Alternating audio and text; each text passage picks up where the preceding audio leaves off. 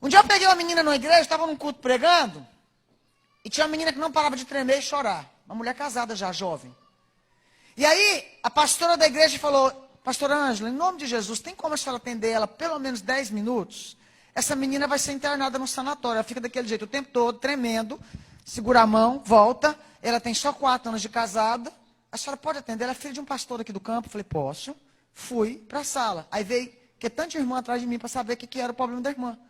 Eu falei, dá licença. A gente vai ficar aqui intercedendo. Eu falei, não precisa de intercessor agora não. Se quiser interceder, é atrás da porta. Aí entrou a mãe e disse, eu vou ficar aqui, irmã, porque isso é o capeta. O capeta perturbando ela tem 3 anos. Eu falei, tudo bem, deixa eu descobrir se realmente é o capeta. É claro que todo mal vem do diabo, sim ou não? É claro que ele é o pai da maldade, sim ou não?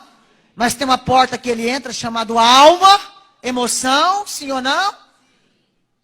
Aí tem alguém que ele usa de carne e osso, sim ou não? Você já viu algum assassino, algum demônio assassinar alguém com a arma no ar? Hã? Já uma arma sozinha perambulando? Já viu? Tem um corpo, um ser humano, uma alma machucada, que deu lugar para quem morar dentro dele, o diabo. Ok? Voltando. Tô na sala, gente, com a menina, e ela chorando. Uma culpa tão grande que ela dizia, pastora, me perdoe te aproveitar de te usar você aqui nessa sala. A senhora deve estar muito cansada. Eu falei, eu estou cansada. O meu voo é 3 da manhã. Ou seja, eu tenho todo o tempo do mundo. Eu preguei agora à tarde, agora à noite é outra pessoa que vai pregar. Eu estou para te ouvir. Ai, pastor, me perdoa. Eu falei, minha filha, para de se achar peso. Eu estou aqui para te ouvir, ninguém me obrigou, eu quis te ouvir. E ela, eu vou ser rápida, 10 minutos. Eu falei, não precisa ser rápida. Tem o tempo que você quiser. Uma culpa, um peso que essa menina tinha de ser estrovo, entendeu? Eu falei, abre a boca. Ela, não sei de onde eu começo. Eu falei, começa. Começa do que você achar que é importante. E eu te ajudo a achar o começo, o meio e o fim. Eu quero morrer. Tremendo. Chorando. Menina bonita, gente. Casada há 4 anos. E eu disse, mas o que você quer morrer? Eu estou sofrendo no casamento. E eu não posso separar. Mas o meu sofrimento, quando eu contar para a senhora, eu não sei se a senhora vai entender. Eu casei com um homem, eu tenho 4 anos de casada, nós temos um filho. Nós tivemos sexo no primeiro mês, até mais ou menos. Eu casei por causa de sexo, pastor. Porque eu sou filho de pastor. E meu pai disse, casa logo, que eu já vi que você é esquentado. Igual suas tias, se você não casar, vai me passar vergonha. Arruma um e casa. E o pai dizia, eu sou pastor, cuidado com a minha reputação. Casa logo antes que você perca. Arruma um e casa. E eu falei, você casou com quanto tempo de namoro? 2 meses. Você conhecia o rapaz? Não. Foi um rapaz que era policial que chegou na igreja, novo convertido. E aí, para não pecar, para não cair, meu pai ficar com vergonha, eu já pressionei o cara e nós casamos. Foi quanto tempo de namoro? 2 meses. E seu pai deixou você casar com 2 meses de namoro? Ele que falou, casa antes que você peca. O menino é bom, é policial. O menino trabalha, não é vagabundo. Casa logo, porque um bom desse jeito, eu não sei se você acha, você é assanhada. E antes que você me passe vergonha, casa. Porque se você me passar vergonha, você vai ver com quantos paus se faz uma canoa. O que ela fez? Casou. Não podia passar vergonha no pai. Diz ela que o primeiro mês de sexo foi mais ou menos. Ela falou, nossa, todo mundo dizia que era tanto, que era tão bom. Pouquinho, mais ou menos um pouquinho, que ela disse 5 vezes no primeiro mês. Segundo mês, não teve mais. 8 meses, ele não encostou nela. E ela é fogosa. Aí diz ela que foi dando um desespero. Aí diz ela que plantava bananeira pelada, ele não olhava. Andava pelada na casa, ele mandava ela vestir roupa. Vai estar parecendo prostituta, se vista, vagabunda. Se fingindo de crente dentro da igreja. Aí, escorregou um dia, veio um filho. Sabe quantas vezes que ele teve sexo depois com ela? Mais nenhuma. Aí, ela saía, um irmão pegava na mão dela. E tem uns enviados do cão. Sim ou não? A Bíblia diz que tem joio e tem trigo. E o joio fica onde, gente? Dentro de onde? Então tem? Tem. Aí vinha um joio. Pegava na mão da Madinha, percebia que ela estava fragilizada. Ela começava a tremer. E os joios começou a cantar ela. E pensa na mulata bonita, de parar o trânsito. E aí o marido não dava moral. O que ela começou a fazer? Se trancar dentro de casa. Você vai assustar com o que eu vou dizer hoje, tá? Trancou dentro do quarto, depressão profunda. Pior, pediu conta do trabalho, porque ela percebeu que se ela continuasse no trabalho, ela ia pecar. Conversou com o pai. Pai, isso é consequência dessa carnalidade sua. Se vira. Se ele for gay, ninguém sabe, você vai ficar calado o resto da vida. E ai de você se me passar, vergonha. Está vendo o foco do pai, me passar? Aí ela começou a chorar. Eu disse, o que mais você está fazendo? Por causa da tremedeira, ela tremia os lábios, ela tremia o braço, ela conversando comigo, as pernas tremiam, ela estava em surto. Primeira coisa que eu mandei o pai e a mãe fazer, interna ela. Remédio psiquiátrico, que não tem jeito. A mãe chegou e falou, não, vamos chamar as irmãs, vamos expulsar o demônio. Eu falei, você vai matar essa menina. Sabe o que ela disse para mim? Levantou os braços, todo cortado. Cortado e machucado, ela se bater. Agora você quer o pior? Ela falou assim, eu falei, pode falar tudo. Como eu trabalho nessa área e já consigo perceber algumas questões, eu falei, você está correndo do pecado, para não cair, certo? Certo. Está se cortando de medo por culpa e se batendo, certo? Certo. Mas está usando algum objeto? Com o que você está fazendo sexo, minha filha? Ai, que vergonha. Eu falei, pode contar. É com cabo de vassoura. Eu sou psicanalista, gente. Eu trabalho com surto. Ela, não. Eu falei, então me fala o quê? Uma cenoura.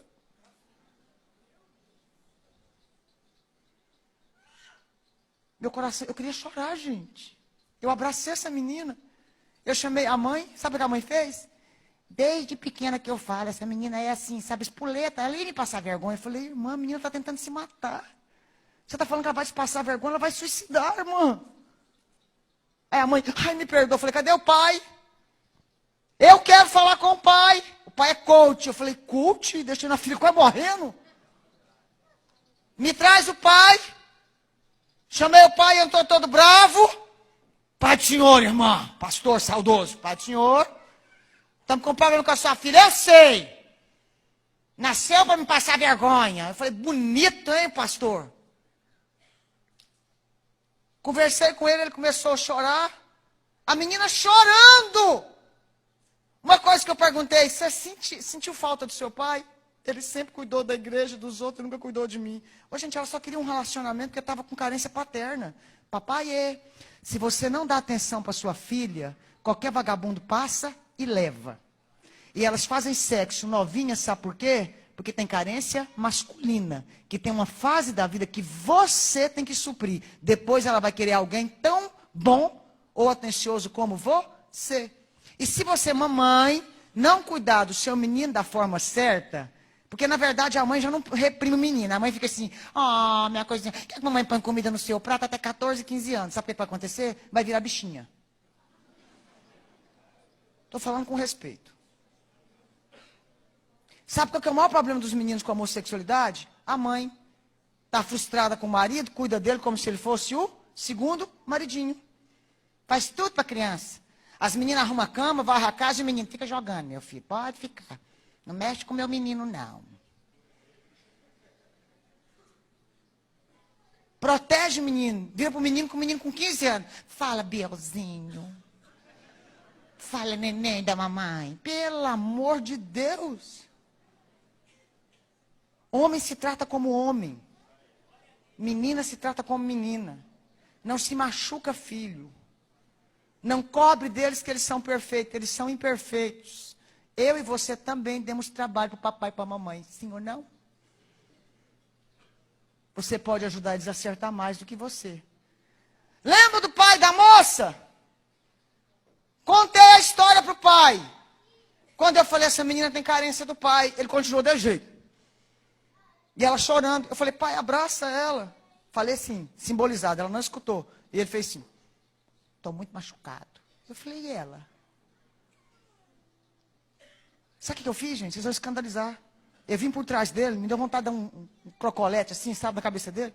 Eu empurrei ele em cima da filha. Tum! Eu virei para ele e falei, pelo amor de Deus, tá para morrer. Ele abraçou, ela gritou, gente. Ela ajoelhou no chão, pai, me perdoa.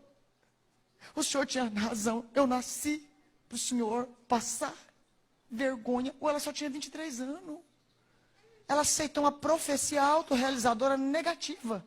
Que na verdade quem verbalizou foi o pai. Eu falei, pai, vamos ajudar essa menina, pai. Resumindo a história, ela já tinha pego no celular que o marido tinha caso com um homem. Um colega de trabalho. Ela já tinha pego todas as evidências que o marido era homossexual. E isso há 3 anos os dois não tinham sexo. Deixa eu te fazer uma pergunta. Se a pessoa não quiser, Deus pode mudar um casamento? Hã? Se a pessoa não quiser, tem livre-arbítrio, gente. Deus pode criar a situação? Pode. Mas às vezes um rompimento seja um propósito de Deus. Me entenda, não escandalize não. Aí eu virei para o pai e falei, pai, o senhor prefere uma filha suicidada, divorciada ou adúltera? Nenhum. Não, presta atenção, pai. Um vai acontecer. Ela está se cortando, levanta o braço. Você acha que o pai assustou? Fez só assim, ó. Falei, ela está se cortando. Ela vai suicidar. Ela não sai de dentro do quarto com medo de fazer sexo com outro homem e cair em pecado para não passar mais vergonha do senhor. Ou o senhor prefere divorciado? O pai já disse para a irmã que nenhum. Eu falei, olha para mim. Com o que o senhor está fazendo com ela, vai acontecer. O senhor não quer chamar o marido dela? Abrir o jogo pai e mãe? Só fazer um voto que não vai sair daqui? Perguntar para o moço, o senhor quer mudar, não quer? Então liberta minha filha. Ou então, aproveita que ela está em surto, interna ela, medica ela e pede um tempo para outra pessoa acordar. Enfim. Aí o pai começou a chorar. Eu falei, porque se o senhor não fizer algo, ela vai se matar. Ô gente, me fala uma coisa, ia ou não ia? O que você acha? Claro que ia! O que está acontecendo com a nossa geração? Muitos filhos machucados. Deixa eu te fazer uma pergunta aqui, rápido. Pensa aí, você. Tem algo que o seu pai ou sua mãe falou com você alguma vez que te machucou profundamente? Tem alguma palavra que você ouviu que te machucou? O irmão do teclado, por favor. Tenta lembrar de uma palavra, não precisa ser pai e mãe, uma palavra que você ouviu sobre você na sua infância. Se alguém quiser falar, uma frase. Por exemplo, mão de manteiga, tudo que você pega cai. Você nunca vai ser homem na vida. Você não vai prestar. Homem nenhum vai aguentar você. Quem ouviu frases assim? Ok, fala para mim. Quando eu era criança, né? Meu pai, ele sempre, quando passava um rapaz, um homem na rua, ele virava e falava assim, aí, tá querendo ter relação sexual? Aqui tem um viado aqui, ó. E eu agradeço muito a Deus, porque minha mãe sempre foi fiel. Sempre me levou para a igreja, me ajudou muito. E graças a Deus, hoje eu sou um pastor, para a glória do nome santo do Senhor. Mas dói, não dói? Abraça ele, irmão. Ele falou e agora ele caiu em pranto. Porque a criança machucada está dentro do adulto. Quando alguém escuta o que ele ouviu, ou você faz a profecia autorrealizadora, é uma palavra maldita, ou você vai crescer dizendo, eu vou mostrar para o meu pai, para o meu vizinho, para o meu fulano, para quem disse que eu nunca vou fazer isso. O meu pai tinha uma coisa muito... Meu pai era sem vergonha demais, gente. Ele tinha muito amante. E ele tinha mania de virar para a gente e dizer assim, olha, vocês não vão prestar. Só que eu achava que ele dizia isso só para mim. Depois eu descobri que ele dizia para as 3 filhas. Porque como ele achava que mulher não prestava, ele repetia isso para as 3 filhas. E eu lembro do dia que ele me pegou assim e falou, você não vai prestar. Porque ele me viu dando um beijinho de selinho no rapazinho. Eu não era crente na época. Mas ele acabou com a minha raça, mas naquela hora eu fiz assim, então tá bom. Dentro da minha cabeça eu pensei, eu não sei com respeito às minhas irmãs, mas eu decido que eu vou prestar. E eu vou esfregar na sua cara que eu presto. E eu quis ser revoltada com meu pai. Mas na raiva, mas engraçado, que eu podia ter não prestado. Mas eu fui para um outro lado. Me converti. Eu fiz questão de casar virgem. Eu não casei virgem porque eu sou melhor do que você que não casou, irmã. Ou porque eu sou melhor do que alguém que sabe. Não. Eu casei virgem para vingar do meu pai. Eu queria, claro. Eu sou de carne e osso, eu tenho hormônio. Eu estava crente, mas eu não era aquela crente tão espiritual, mas eu tenho que casar virgem, eu preciso casar virgem. Aí o dia do meu casamento, eu peguei meu vestido de noiva, eu chamei meu pai e nasci no quarto. Mas assim, eu queria tanto esfregar na cara dele. Eu olhei para ele e falei, pai, talvez o senhor não lembre, há 3, 4 anos atrás, o senhor olhou para mim e disse que eu não ia prestar. Eu sou a única filha do senhor que ainda é virgem, você sabia disso? Mas eu olhei na cara dele e falei assim, ó, a vagabundinha prestou. Não foi porque o senhor é melhor que ninguém, porque eu decidi que eu ia prestar. Meu pai chorou, me abraçou, me pediu perdão. Para ele não foi nada. Quando ele falou isso para mim, ele estava alcoolizado, bêbado. Meu pai vivia de porre. Na verdade, deixa eu dizer uma coisa. Pais machucados criam filhos doentes. Hoje eu entendo meu pai.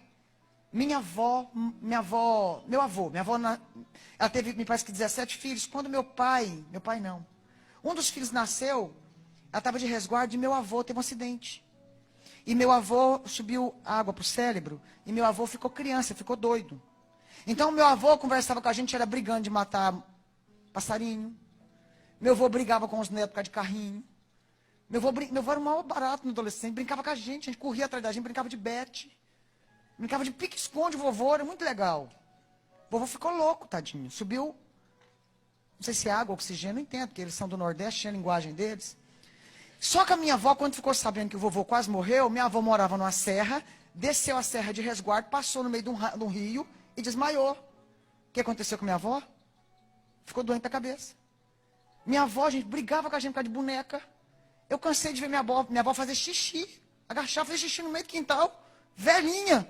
Sabe aqueles meninos que fazem xixi em qualquer canto? Minha avó tinha que viver o dia inteiro uma... Mãe, para com isso. Minha tia Adélia, não casou, ficou beata pra quê? Pra virar babá do meu avô e da minha avó, 2 meninos. Agora me diga, um filho criado com 2 pais doentes, fisicamente. Meu pai rebentava a porta de bordel quando era adolescente. Então, ele estava reprogramando a história dele. Eu hoje entendi que meu pai era machucado. Mas ele estava machucando os filhos. Você entende? Escute o que eu vou dizer para você. No final, você vai entender algo incrível. Por mais que seus pais talvez fizeram algo que te machucaram, você não pode reproduzir isso nos filhos. E você tem que perdoar eles. Eles já te deram algo incrível, que se chama vida. Deus te deu vida, mas usou a genética dos seus pais.